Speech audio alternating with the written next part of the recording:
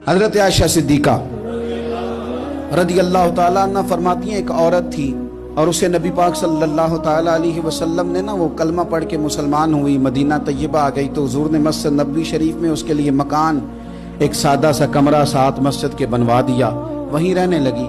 अक्सर वो सैयदा तैयबा के पास आती तो हजरत आयशा सिद्दीका रदी अल्लाह ताला अन्हा फरमाती हैं, वो बड़ी बातें सुनाती और आखिर में कहती, वो हार वाला दिन भी बड़ा अजीब दिन था और मेरे रब की कुदरतों का दिन था, वो भी बड़ा अजीब दिन था।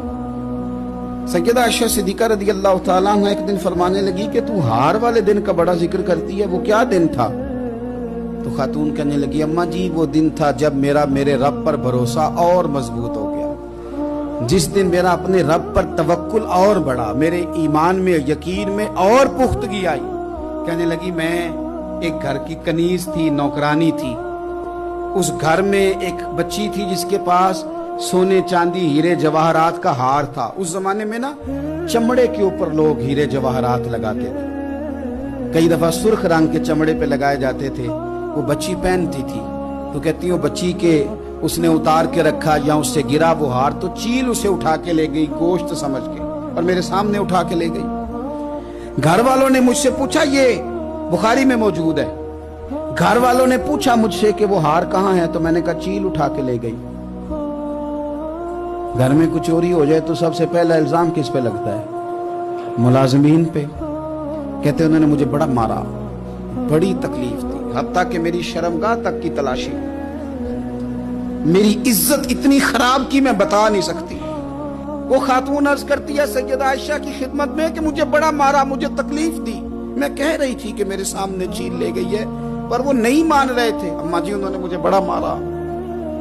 हजरत आयशा सिद्दीका कहती हैं, फिर क्या हुआ? कहने लगी, अम्मा जी जब कोई मेरा मददगार न रहा, मुझे तकलीफ दे रहे थे, रुसवा कर रहे थे, तो मैंने अपने रब से मदद चाही, मेरे रब की तरफ मैंने तवज्जो की, मैंने कहा मालिक अब तू ही मेरा मददगार है।